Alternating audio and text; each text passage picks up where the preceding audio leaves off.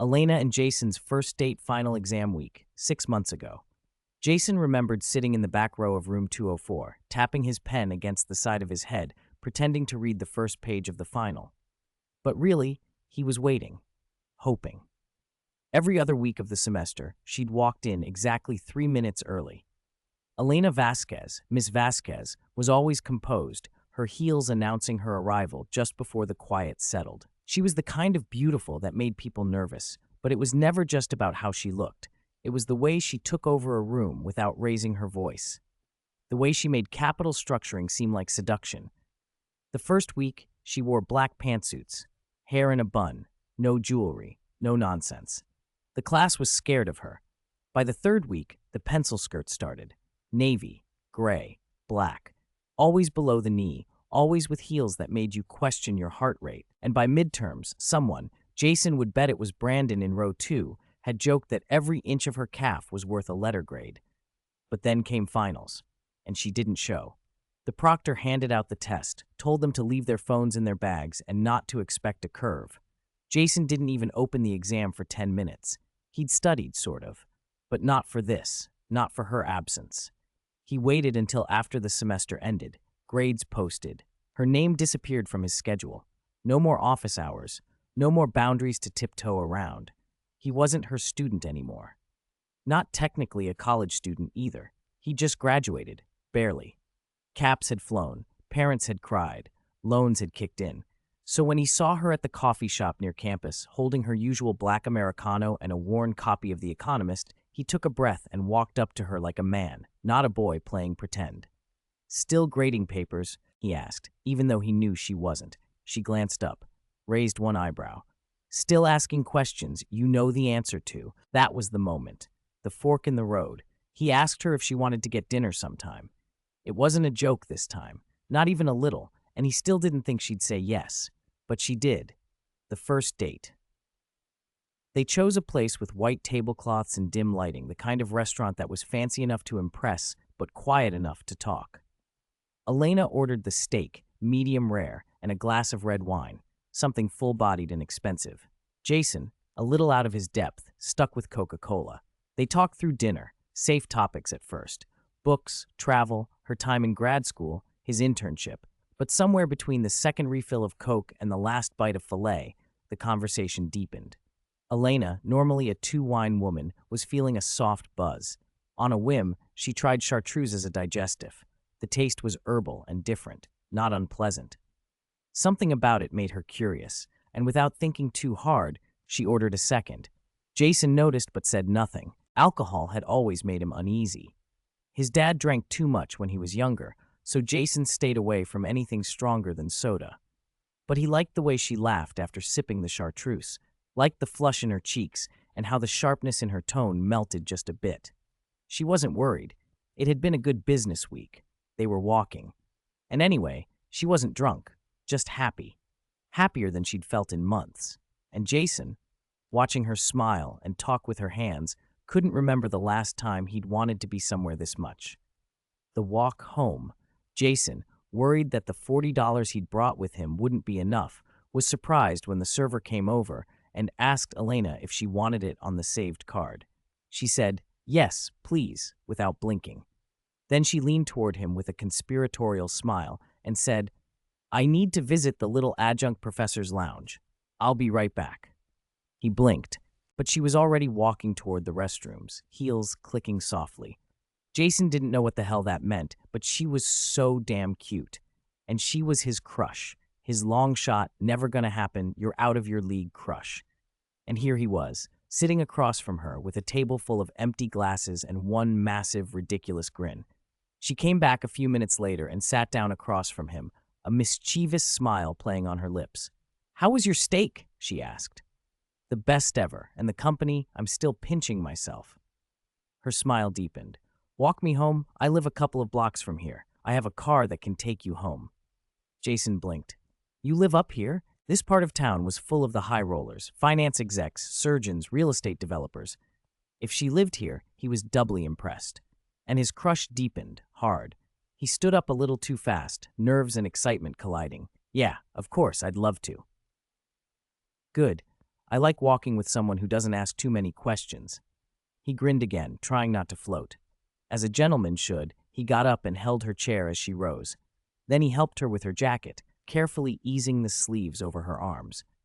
"Thank you," she said, adjusting the collar. She tipped her head slightly as she looked at him, eyes narrowing just a little, measuring, sizing him up. Whatever she saw seemed to please her. They walked the 3 blocks, talking about silly stuff. She told him a bad pun involving spreadsheets and pirates, something about buried debt, and he groaned, then retaliated with a dad joke about amortization and emotional baggage. They laughed more than they should have. But as they turned the final corner to her condo, the air changed. They got quieter, more restrained. The nervous part of the date was upon them. She should pull back. That would be the smart move. The older, wiser move. But he was looking at her like she was something rare, not a resume reviewer or a former professor or a walking career. He looked at her like he chose her, and he knew this was the moment where things could shift. Jason tried to keep his steps casual, but his heart was beating hard. Every word felt like it carried weight now. He didn't want to mess it up. She hadn't let anyone in for a long time. Not since the divorce. Not since the quiet ache of going home alone had become routine. But Jason had seen her when the coffee was stale and her patience thinner than her eyeliner, and he still showed up. Jason wondered if this walk meant something more. Maybe it didn't. Maybe she was just being polite, but the way she smiled at him, the way her hand had brushed his jacket sleeve twice now, said otherwise. Maybe this was just one night. Maybe it would mean nothing in the morning. But standing beside her now, watching her eyes flick toward the building entrance, Elena felt something she hadn't in years. And Jason hoped, quietly, fiercely, that this wasn't just a walk. He hoped she would ask, and if she did, he would follow her upstairs like it was sacred ground. Elena turned to face him at the entrance. Her voice was clear, her tone as composed as ever. "I would very much like you to come up. Maybe I can wow you with my music collection. If that's too forward, I can have my driver take you home. But honestly, I want this evening to continue. Which would you like?" Oh, Mary and Joseph, she was asking him up. No ambiguity. She had said, "I would very much like you to come up." No song and dance, no nervous little girl phrasing. She said it directly, formally, with purpose.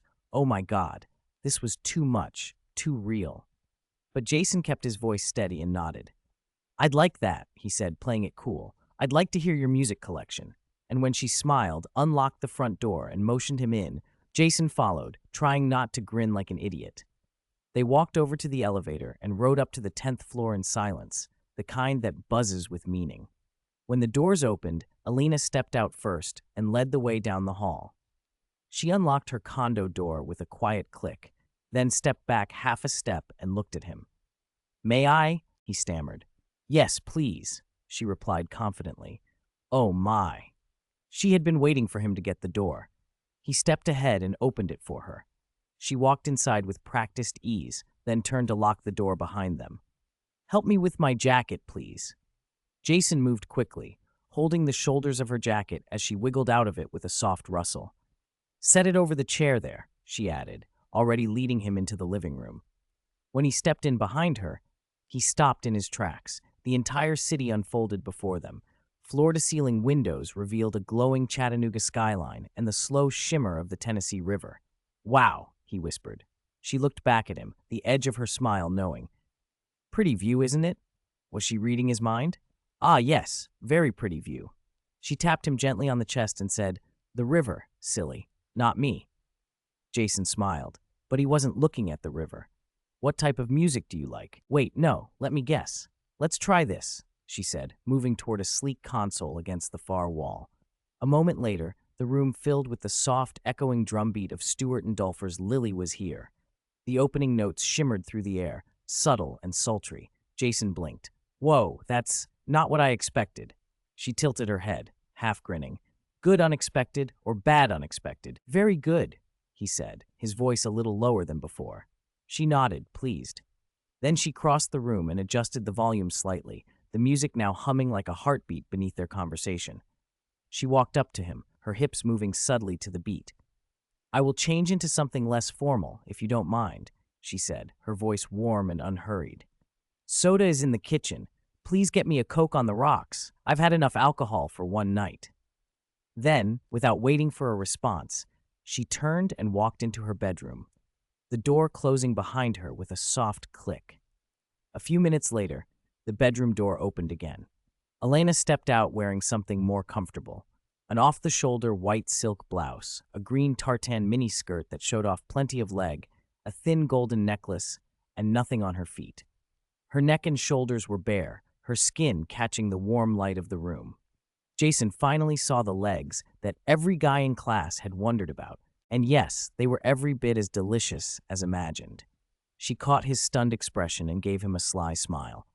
"Do my legs look like the class imagined?" Jason blinked. What?"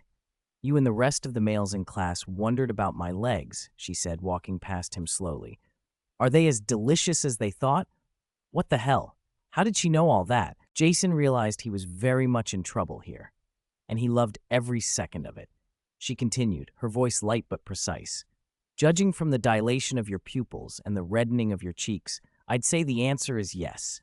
Close your mouth, Jason. The drooling is unbecoming." She walked over to the stereo and pressed a button. The opening chords of George Benson's Breezing slid into the room, smooth and easy.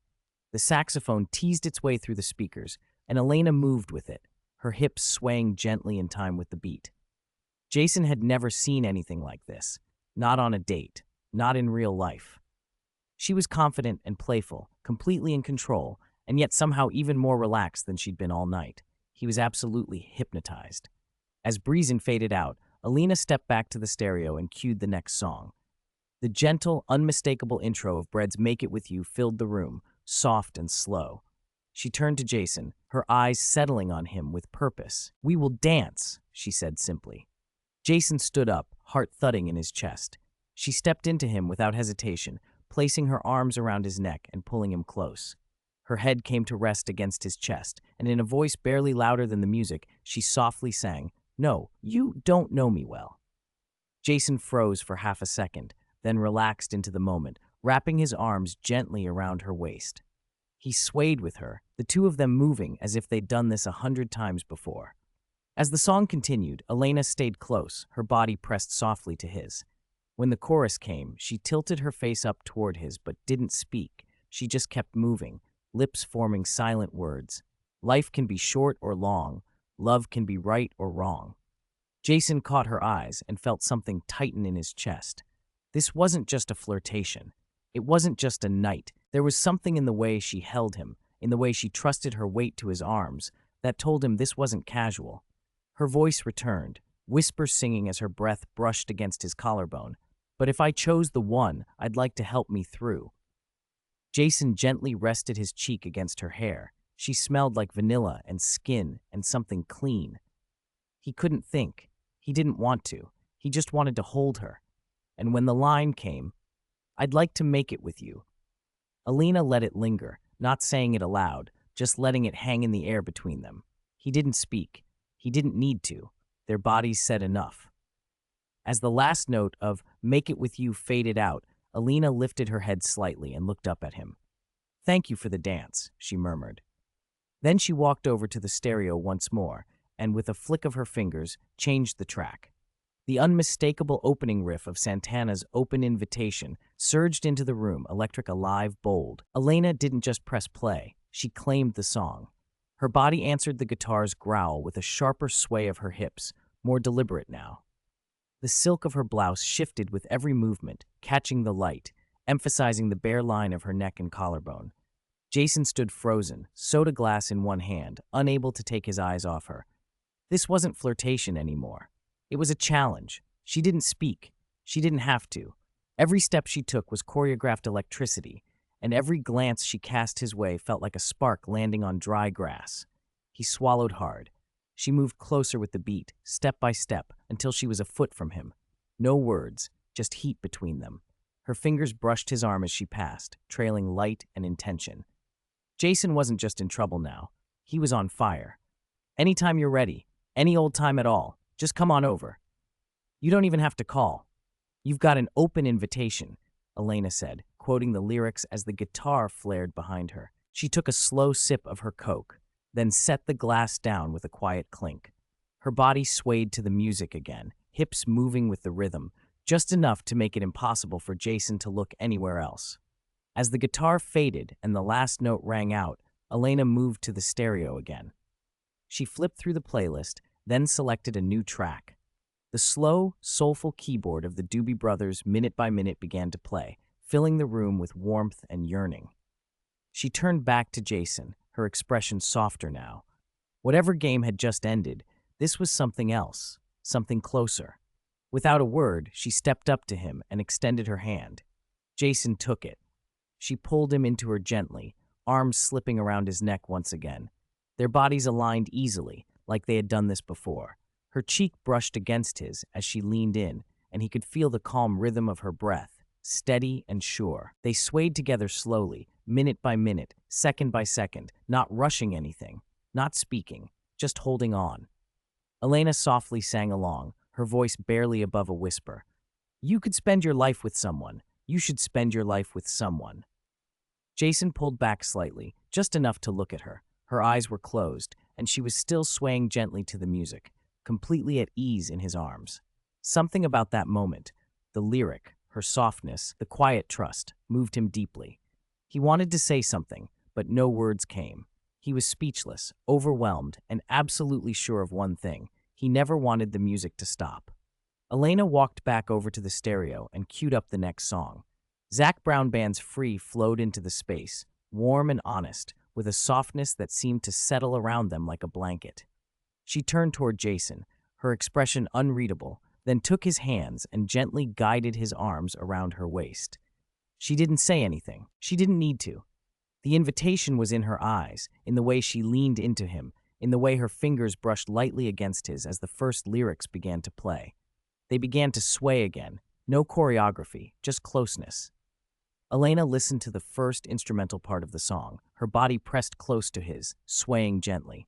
Then she lifted her head and looked into his eyes with a soft smile. Her arms slid around his neck, and she sang quietly, just for him. "Drive until the city lights dissolve into a country sky, just me and you." Before Jason could respond, she closed her eyes, pulled gently down on his neck, placed her hands on his cheeks, and kissed him, passionately and completely. It wasn't tentative, it wasn't hesitant. It was a kiss that told him everything he needed to know. She meant this, every second of it. She looked at him calmly, coolly, her voice steady as the next line slipped from her lips. "No, we don't have a lot of money. All we need is love, free as we'll ever be." Then she looked directly into his eyes. "Jason, take me. Take me right now." She took his hand and led him toward the bedroom. Jason followed, his heart pounding harder with every step. The room was softly lit, elegant and understated, until he saw the canopy bed. It stood at the center like something out of a dream, its gauzy curtains drawn back and tied with silk cords. As she closed the door behind them, he found himself staring at the bed. She noticed. "Have you ever been in a canopy bed with the curtains lifted?" she asked, a playful edge in her voice. "Let's try it."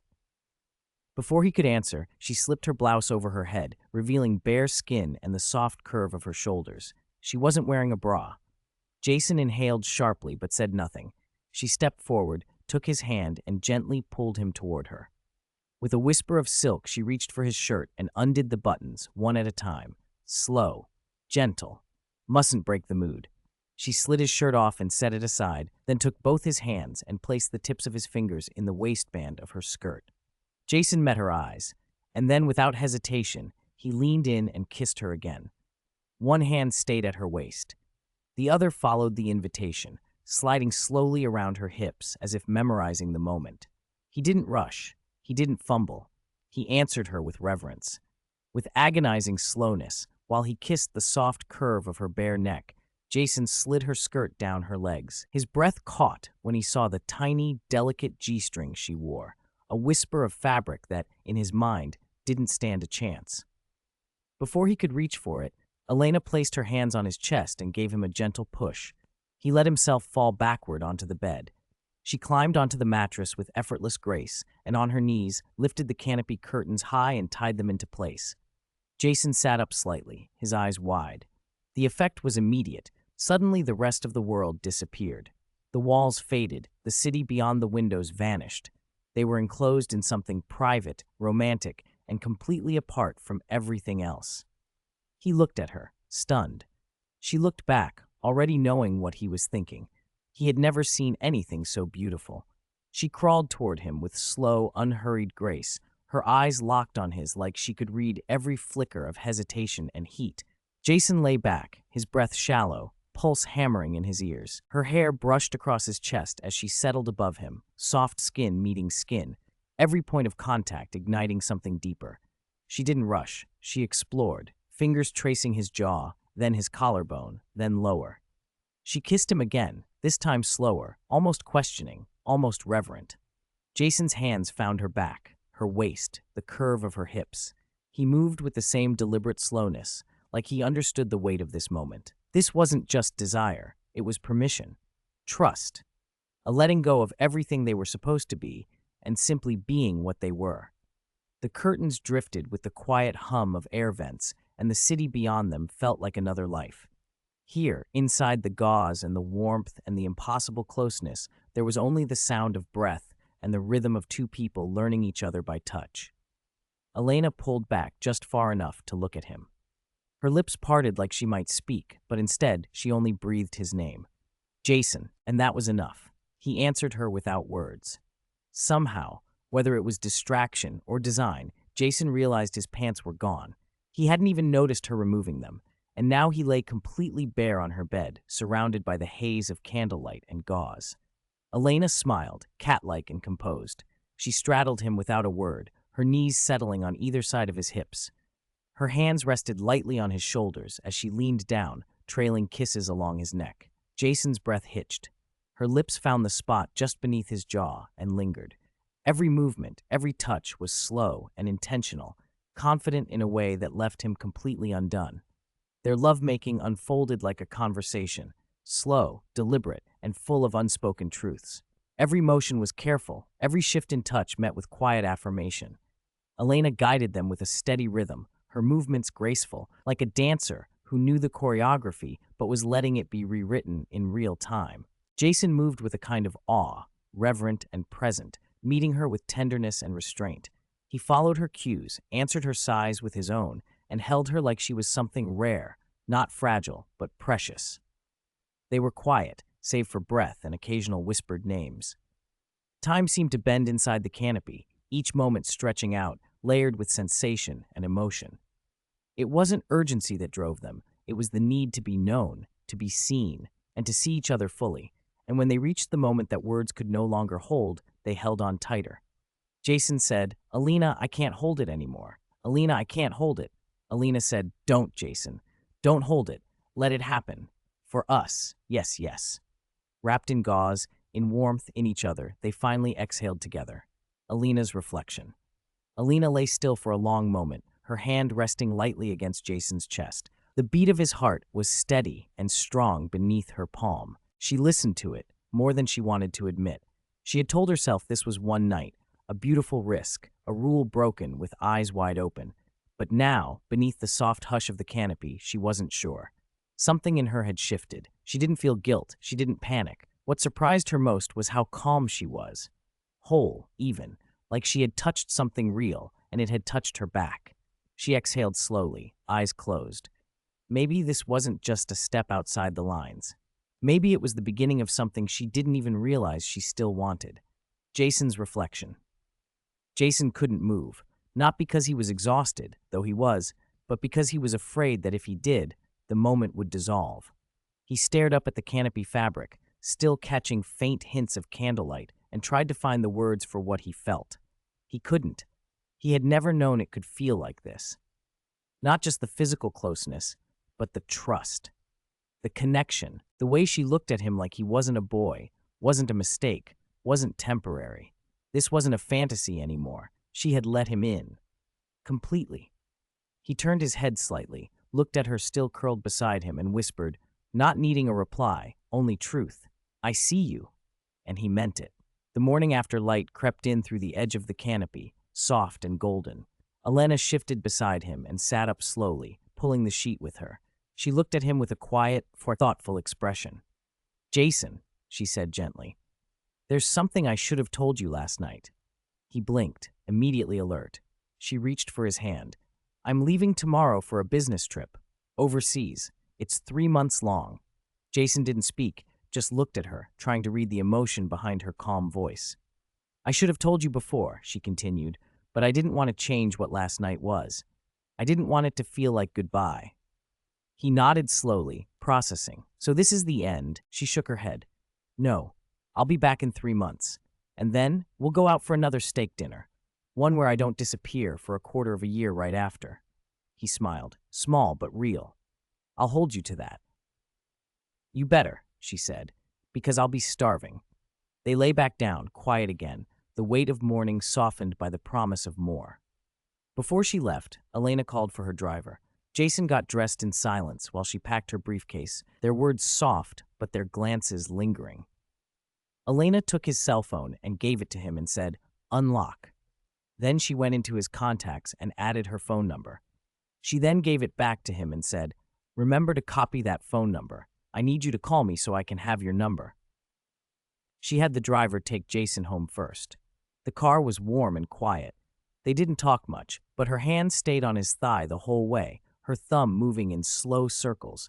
When the car pulled up to his apartment, Jason turned to her. 3 months, he asked. Yes, she said. And then steak, promise. He leaned in, kissed her once, gently, and stepped out.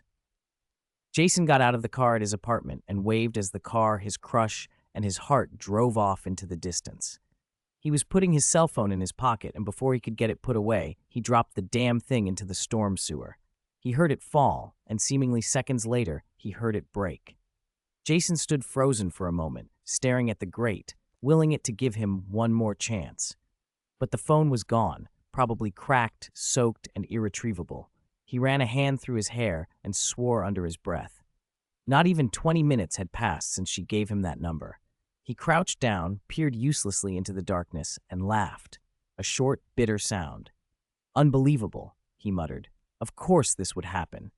Panic rose in his throat for half a second, then settled into something else. Resolve. He would find a way to reach her. He had her name, her office, her class syllabus, maybe. There were options, and he'd use all of them, if he had to. Because he wasn't about to lose her number, or her, just because of a busted phone. Later that afternoon, Jason sat alone at a coffee shop 2 blocks from her place, her Coke still fresh in his mind.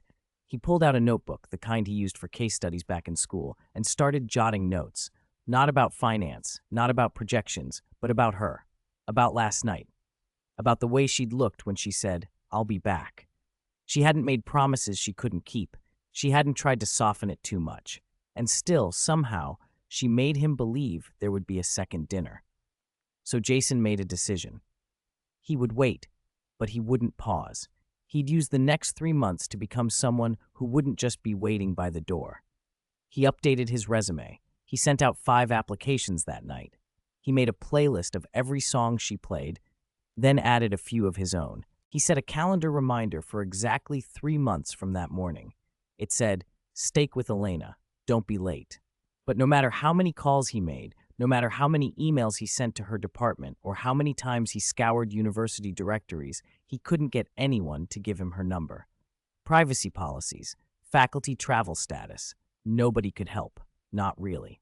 So Jason started going to their coffee shop, every day, at 10 a.m. sharp, the same time he had first bumped into her. Every day, he'd step up to the counter and ask, "Have you seen Elena Vasquez today?" And every day, the barista would shake their head and say, "Nope, buddy. What'll you have?" He always ordered the same thing she did, black Americano, just in case she walked in behind him. Elena abroad. 4 weeks into her trip, Elena stood alone in a quiet hotel room in London, packing for the next leg of her journey, France via the Channel Tunnel. The room was modern and spare, not unlike her schedule. Meetings, strategy sessions, client dinners. She scrolled through her phone again, checking messages, refreshing inboxes. Nothing from Jason. She muttered to herself, not even trying to hide the frustration. "I am damned sure I told him I don't have his number." She sat on the edge of the bed, one heel still dangling from her foot. The silence in the room felt heavier today. There was so much she wanted to tell him. Not just about the trip or the cities or the clients, about them, about what last month had really meant to her. She had been clear. Hadn't she had looked him in the eye and said, "Call me so I'll have your number." And now it had been 4 weeks of silence, 4 weeks of waiting. She picked up her phone and stared at it one last time before setting it down. She had a lot to discuss with him, like their future, their immediate future. Elena in Paris, week 6. Paris had been charming at first. Long walks after meetings, cafe tables tucked beneath blooming balconies, and hours wandering through museums. But by the 6th week, the magic had thinned. She was tired of pretending every new croissant was poetry. Monday morning, she woke nauseous. She dismissed it at first, blaming travel stress or maybe jet lag. But after her obligatory croissant, she barely made it to the bathroom before throwing it back up. Standing at the sink, she frowned. She usually had no trouble with new food. She rinsed her mouth and splashed water on her face. Noting the fatigue that clung to her despite a full night's sleep, she toweled off and padded back to her suitcase, distracted by how strong the smell of the bakery downstairs was. Baguettes, brioche, something yeasty and irresistible. Her stomach turned again, but this time with hunger. She made a mental note to stop for some bread before dinner, and then the thought crept in, quiet but undeniable. She was late, not just a few days.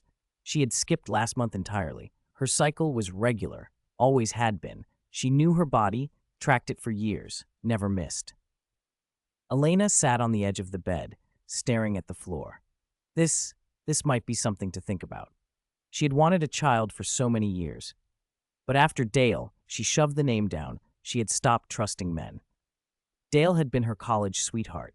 They never married, but he had gotten her pregnant. That night, the night he lost his temper and punched her in the stomach, was the end of everything. She'd miscarried, and something inside her never quite healed. She forced the thought back. Her marriage hadn't gone any better. 2 or 3 nights of closeness, then one afternoon, she found those damn green panties in the laundry. They weren't hers. He never denied it. He never tried to fix it either. She forced that thought back too. And yet, here she was. On a trip meant to advance her career, staring on the possibility of life rerouting itself again. And for the first time in a long time, she didn't feel fear, just gravity. Elena opted out of the meeting this morning, sending her apologies with Tanner, her assistant. She was the CEO, no one would question it. Instead, she walked alone to the clinic. The staff was professional, efficient. A blood test, a brief wait, then confirmation. She was pregnant. She walked into a nearby cafe, dazed, and immediately called the only person she could trust with this moment, Claire. "Do you know what time it is here?" Claire grumbled, sleep still in her voice. Elena didn't hesitate. "Bonjour, Claire. Comment vas-tu?" "Moi, je suis enceinte et je n'arrive pas à joindre le père. Je crois qu'il m'a ghosté. Je suis assise dans le Paris gay, une femme de 37 ans qui essaie de retrouver un diplômé de 26 ans. Quoi de neuf de ton côté?" Claire rubbed her eyes and sat up in bed, trying to translate Elena's rapid-fire French through a half-asleep brain. "Did you just say—" The roosters crowed at midnight. She reached for her glasses, her brain still foggy from sleep. "Elena, I took French with you, and I'm 90% sure that wasn't what Madame Bertrand meant by conversational phrases." She paused, then asked, more awake now. "Wait, did you say you're pregnant and the guy ghosted you?"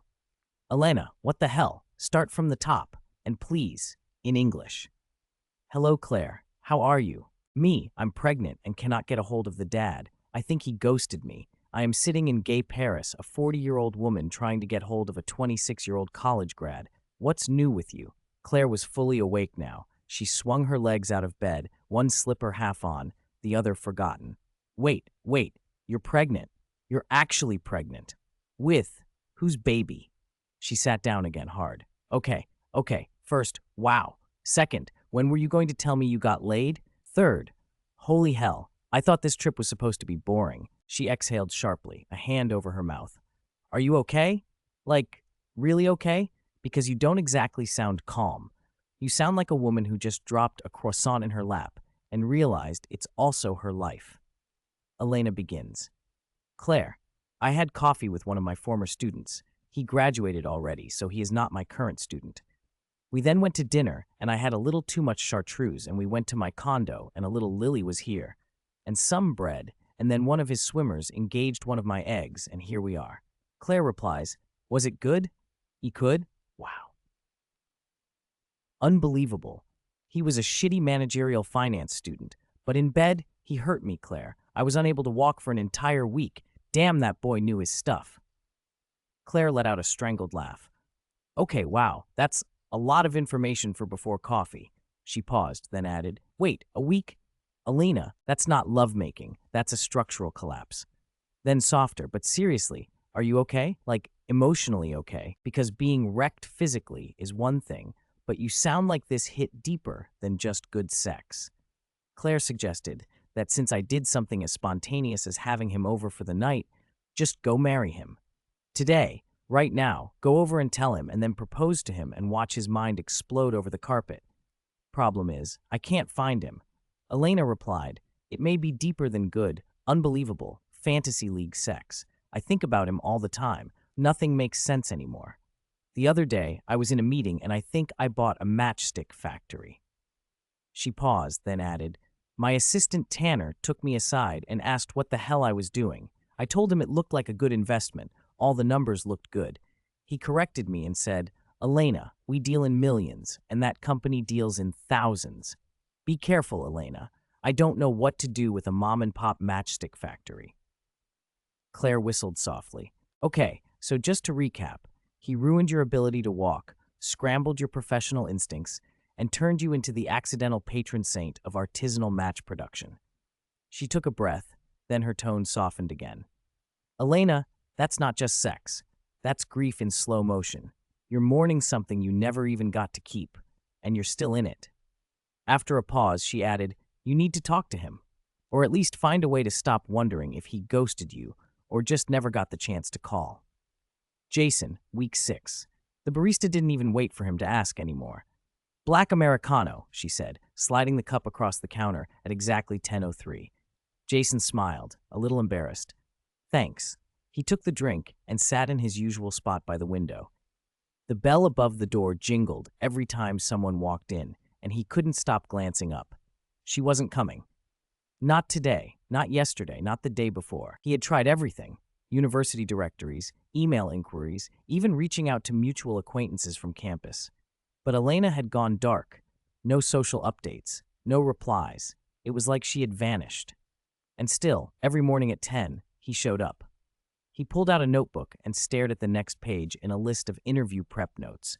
But the ink didn't seem to matter anymore. What if she never came back? He looked down at his cup. Steak dinner, he whispered to himself. You promised. And then he looked out the window again, just in case. Elena, preparing to leave Europe. Elena sat across from Tanner in a quiet cafe tucked near the edge of the Tiergarten in Berlin. The last leg of the trip was supposed to wrap up here, with Germany's major accounts and the company's regional partners. She stirred her tea for a long time before finally speaking. Tanner, she said quietly, I need you to take over. I'm not thinking clearly. I'm definitely pregnant, and honestly, I don't trust myself not to make another matchstick factory mistake. Tanner looked at her, calm as always, though his eyes softened. He had already been quietly correcting small missteps for the past 2 weeks. He didn't say so. The German specialist is flying in Monday. He can help handle the regional rollouts. You've got the experience and the voice they'll trust. Tanner nodded once. You want me to get you on a flight home? Elena let out a long, tired breath. Yes, I'm going home, Tanner. You can handle it. You can tell the customers that I am with child, and it's my first, blah, blah, blah. He gave her a smile, the kind that said he understood more than she was ready to admit. I'll make sure it's handled. She looked out the window, her hand instinctively resting on her stomach. Good, she said. It's time I got my sea legs back. Jason's next interview. The very next interview, at a company right across the street from the coffee shop, changed everything. He got the job. It was entry level. Nothing flashy, but the office had real sunlight in the afternoons and a window that overlooked the same intersection where he'd first seen her again. The work wasn't hard, but it was steady, and it gave him time to learn, time to settle in, time to keep one eye on the door across the street. Every morning before work, he still stopped by the coffee shop at 10. Just in case, Elena comes home. Late that week, Elena made it home. She got a car to take her to the coffee shop. It was almost closing time when she walked in and asked, "Has anyone seen Jason Rowe lately?" "Yes, we've seen Jason every day. Are you Elena?" "Oh my, how did you know that?" "Seems that he can't get hold of you. Apparently you dropped him off and rode off into the sunset and he dropped the damn phone down the storm sewer and never got to see your number. Jenny, am I missing anything?" Jenny walked up and said, "Oh, you mean Jason? 10 o'clock Cafe Americano Jason? Are you Elena? Thank God, he is such a pest. Every day. Have you seen my girl? He did get a job across the street in that office building right there. He works the afternoon shift. He should still be there." Elena sat down. "Hey lady, you okay?" Elena answered, "Yes, I am fine now. Thank you folks, you have been a godsend. Thank you so much," and she left. As Elena walked into the office building, the receptionist saw her swollen belly and gave a slightly snotty look, judging her. Elena walked up to the reception and introduced herself and asked where Jason Rowe, Jr. worked, and could Elena see him, please. She picked up the phone, whispered a few things, and hung up saying, "He will be right down. There's an empty office across the hall in case you want some privacy." Elena said that would be appreciated, and she got up to unlock the door. Just then, a very nervous Jason Rowe Jr. entered the scene. He looked at Elena, saw the baby bump, and wanted to throw up. The receptionist then, looking down at Jason, pointed to the unlocked meeting room and watched with laughter in her eyes as we went into the room. Elena followed him into the office and closed the door behind. Elena looked at him and said, "Sit down," in her most commanding voice. "I don't want an answer right now. That will come later. I want you to know what is happening today, this very day. As you can see, we are having a baby. I am roughly 3 months along, which you can verify, puts you in the awkward position of being absolutely sure that you are the father. Trust me, I have not had any romance since that night. Can we agree that we won't lie to each other, ever, and that you are the father?" He didn't know what to say, except, "I'm sorry." "For what?" "You don't know this yet, but having a child is the one thing that I've not been able to do. No one made me feel that way. But you, somehow you, in all your virginal beauty, have aroused in me something that I thought was quite dead." He chafed at being called a virgin, and he started to say something. Elena shot him down. "You have not had that pleasure that we shared before that night. I have an offer for you. A single, insane offer that will pass away like the wind in the field if you do not accept it immediately. Take my hand, right now, with no indecision, and come with me for a magical ride that you won't believe. Be my child's daddy.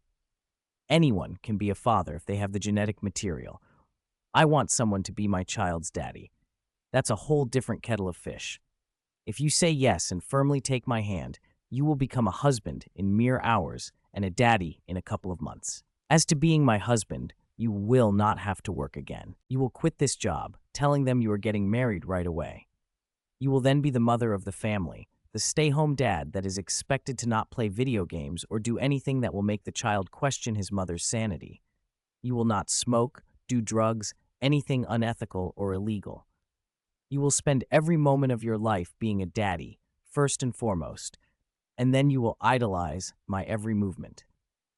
If I cough, you bring the tissues. If the baby shits down your new white shirt, you will smile and clean her or him up first. If I demand service, you will provide it. If I tell you to kiss my feet, you will pucker up. You barely know me, but I know of you. I have done my research on you and can tell that you are the right person for this task." Elena waited for it to all sink in and stood up, held out her hand and said, firmly, "It is time. Decide if you want the best job anyone could find or do. You want to stay here and hope for the best. No excuses, no hesitation, no hindsight. You will be partial daddy and mostly slave, but it will be the most fun anyone that you know could ever have. And that sweet, sweet loving that you have been thinking about ever since I left, that feeling that you cannot forget, and that voice that says this is right, you will get that as well. And you will get a voice whispering into your ear saying, 'Don't hold it. Come for me, Jason. Come for me.' Or don't take my hand and hope for the best and watch me walk out of your day and your life. I need your answer now." Jason stared at her hand. He began to weep. His mind was screaming.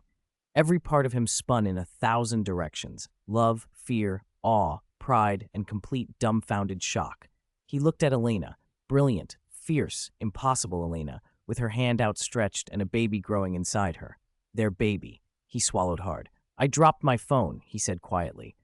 I dropped my phone, and I thought I lost you. Then he reached out and took her hand, not timidly, not half-heartedly, with conviction. His voice shook, but his words were clear. Yes, yes, I'll be your husband. Yes, I'll be this child's daddy, and yes, I'll kiss your feet if you ask. He laughed once, more of a breath than a sound. But you probably won't need to ask.